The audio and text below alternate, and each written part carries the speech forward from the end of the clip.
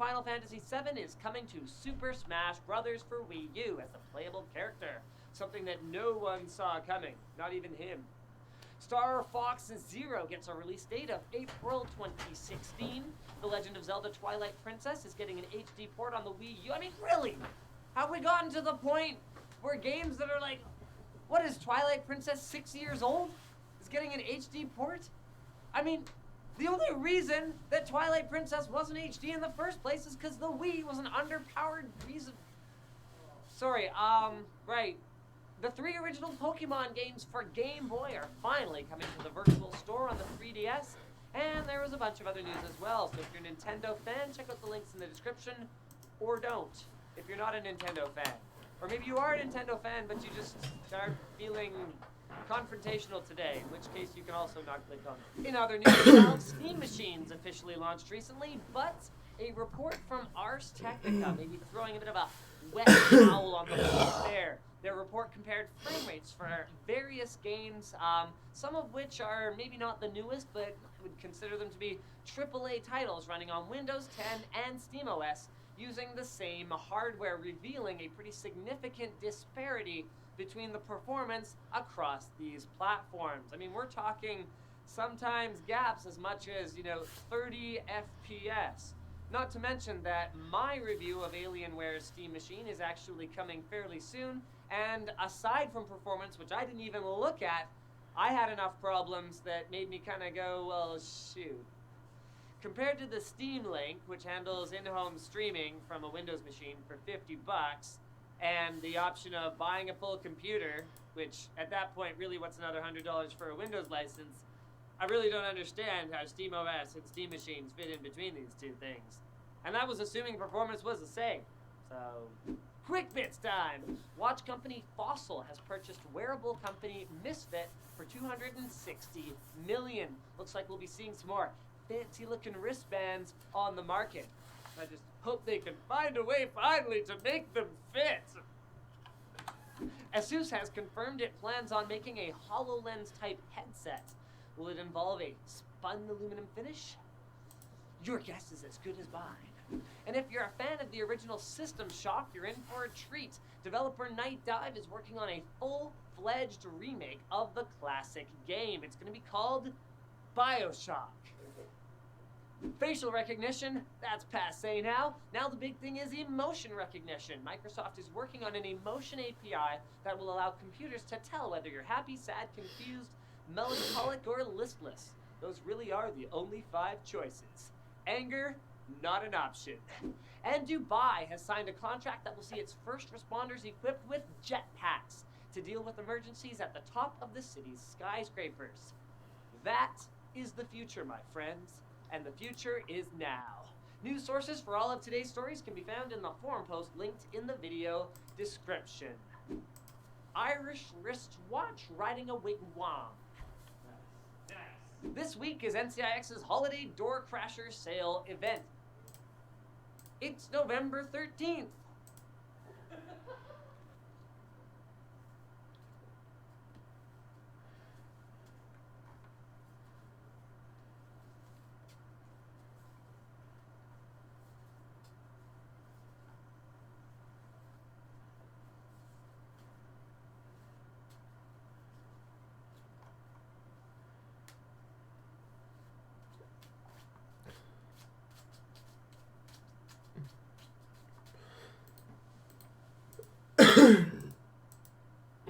Brian Dudes.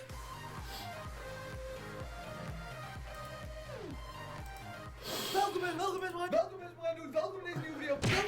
Welkom in deze nieuwe video. Vandaag gaan we weer een nieuwe challenge doen. En deze is heel veel aangevraagd, net zoals de Smit en Water. En vandaag gaan wij Baby Food Challenge. Holy fuck! Holy shit! 3, 2, 1. Oh, ik heb koppijn af. Oh my god! Busy! Dat is echt kut, man. Dat is echt kut. Nee, niet op mijn schiet, ik zit er toch in! Stomme sukkel! Kak. Oh, sorry. Oh. Hij wil veel boven. 10.000, 100.000, 100.000.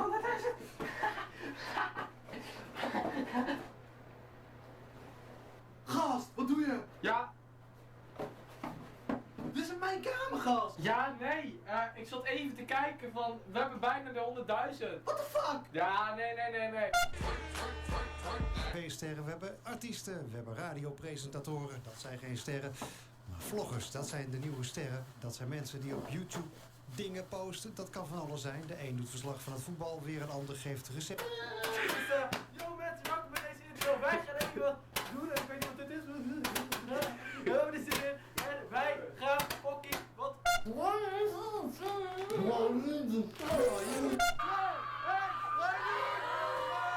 Deze video leuk, doe dan even een duimpje omhoog. Abonneer even hier. Nog eerste worden. Nee, gast, hou je bek. Vond je deze video leuk, doe dan even een duimpje omhoog. Abonneer even hier beneden. En ga nooit met Tom samenwerken, want jij een kutteam, jongen. Echt waar, de zak in de strop. Ik zie jullie de volgende keer. Houdoe!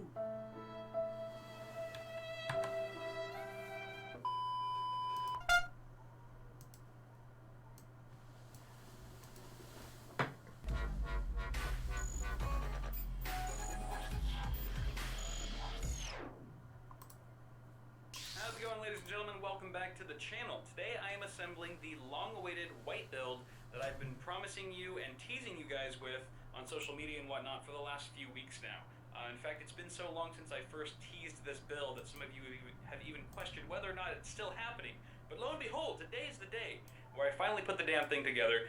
The essential purpose of this is just to make a really cool looking all white themed build. So I've carefully handpicked all the components to be white or at least somewhat match with the overall theme, and it is going to be a gaming system, so strictly just for games, all the games, and not much else other than games, because games. So let's take a look at the products, shall we? Starting off with our CPU, our heart and soul of this system, we've got the Core i5 6600K, so we are rocking Skylake. Again, no hyper-threading here. We are just going to be gaming, so we don't really need the hyper-threading all that much. It could help here and there, but for the most part, this is going to be solid. Cut cost down a little bit by going with the Core i5, still a very respectable CPU. And housing that guy will be the Z170 Deluxe from Asus. Incredible motherboard, by the way. I did a review of this. You can go ahead and check it out.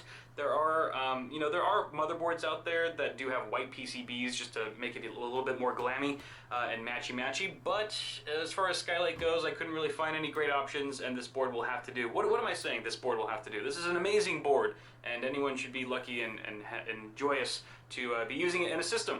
Also, cooling the CPU will be this Airmax ETST 40 Fit white cluster. I also did a review of this. It's got an all white painted heatsink, thermal conductive paint, by the way, so you're not going to impede any kind of thermal dissipation with it. Excellent cooler. You can go ahead and check out the review of it. I really like it. It's just what better cooler than this one to be in an all white build, honestly. So that will be pretty sweet. By the way, the fans are also strung with white LEDs, so that could be extra blingy. We've also got some RAM. Now here is the black sheep of the system, if you will. Haha. You see what I did there? Because they're not white at all, they're actually black. Because there are really no great white heat spreader options for DDR4 that is Skylake rated, so I ended up going with these Vengeance LPX, the low profile edition.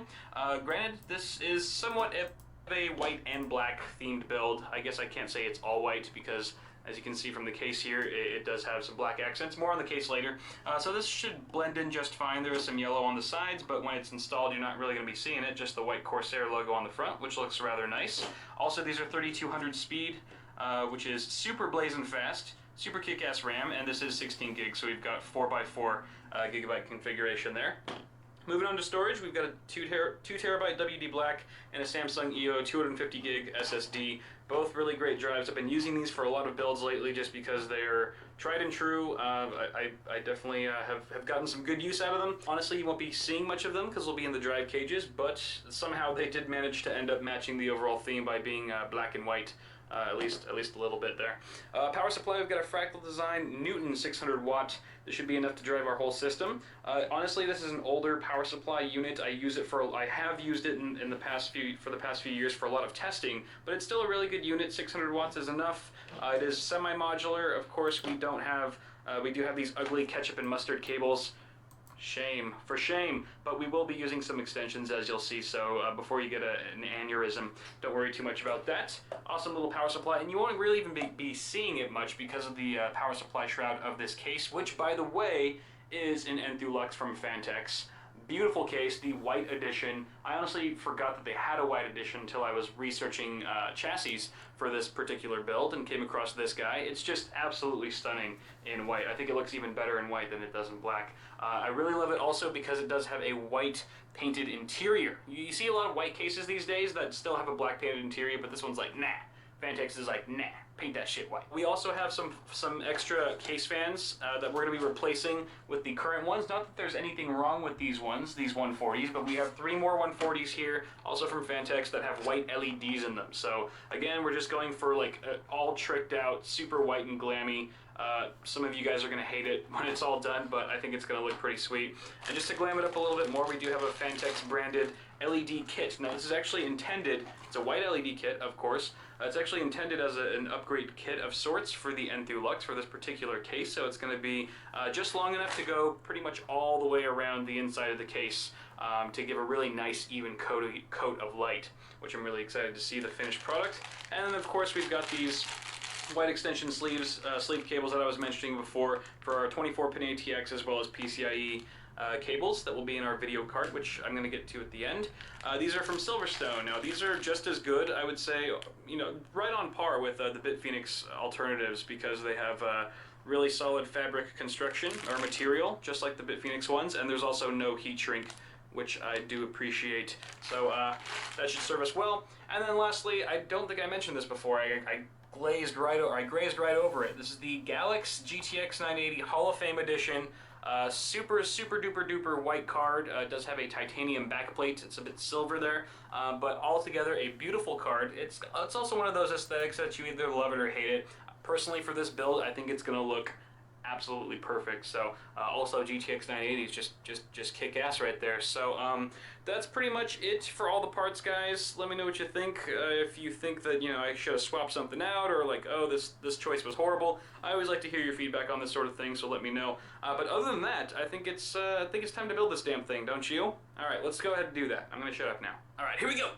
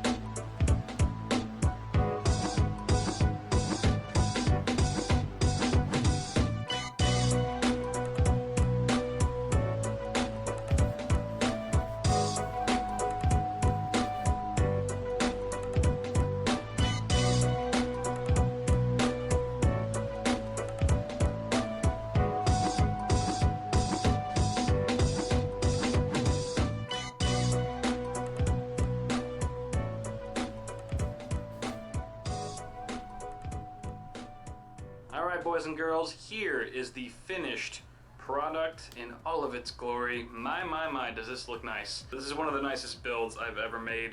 I've ever built with my own 2 man hands. It's freaking, look at that. Just look at Yeah, it's good. It's good, guys. It's good.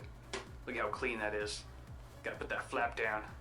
Put your flaps down. Look at that. So yeah, this build was incredibly easy and smooth because just the nature of this case has excellent cable management. There's just so much room on both sides of the motherboard tray that you really just kind of plow through it if you know what you're doing. And everything just looks so nice in here. I mean, the Enermax cooler fits perfectly. The only things that I would and like, look at this Hall of Fame card. I mean, there's a little bit of sag, but I mean, not too bad. And the cables and the LED fans, like up there, like, oh, it's so good. The one thing that I would change, couple things, two things. The RAM heat spreaders, I wish they were white. We already went over that briefly. And I kind of overlooked getting an 8-pin extension for the CPU up there. A little bit of mustard. Yeah, a little bit of mustard up there. Ooh, send this guy in to pimp my PC pronto. So yeah, maybe I'll get one of those in the future. Maybe even some front panel extensions at the bottom here, even though they're kind of easily overlooked. Might just help everything sync together. Everything just looks so nice. And this is the cool thing about all white components, especially in a case like this where you have multi-color LED options. Watch this. Haha, you get sick of white, you just go over to teal. And everything in the case magically looks teal, as if it was intended to be that color the whole time. Or switch it up to a little blue.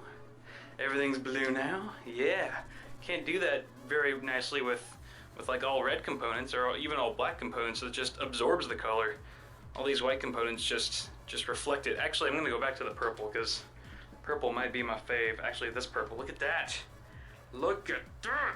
That actually gives Hotline a run for his money. Baby. By the way, I almost forgot, I know some of you guys really like to see verification that a newly built system is in fact working and does post correctly. So, for those of you naysayers, or for those of you skeptics out there, we've got an HDMI cable. Let's go, wait, let's follow it. That's the keyboard cable. Where's it going? See how it's going over here? I'm not gonna cut, here we go. Whee! Woo! It's fun being a cable. And then it goes all the way to the back. Plugged in right there. No other cables. No other cables other than the power cable. I'm not going to follow that one because it's just ridiculous. Getting ridiculous at that point. But here you go. Boom. Into the BIOS. Posting. Yes, you can see there's our Samsung A50 EVO. Yeah. Yeah, motherboard's 30 degrees Celsius. That's a shot. But that is going to wrap it up for now, guys. So go ahead and toss me a like on this video if you enjoyed it. It helps me a lot. Also, feel free to pick up an awesome sauce shirt while you're at it, and let me know in the comments what you think of this build. Are you as impressed by it as I am? Cause hot damn.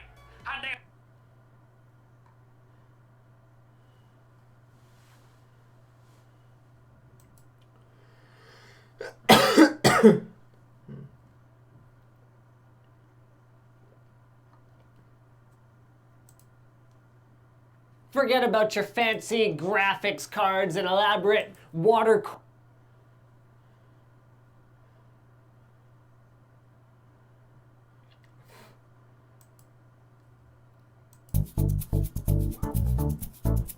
Waar? Nou, ik zou er geen trek in hebben, niet waar? Nee, ik zou het niet meer nemen. Nee. Dan kan je het wel nog eten. Waar? Nee. You know, it's funny. We've collectively bought into the streaming on demand concept for movies and TV shows to the point where the idea of going to the video store to rent a DVD seems so crazy that South Park managed to turn it into a The Shining parody. So why then do we as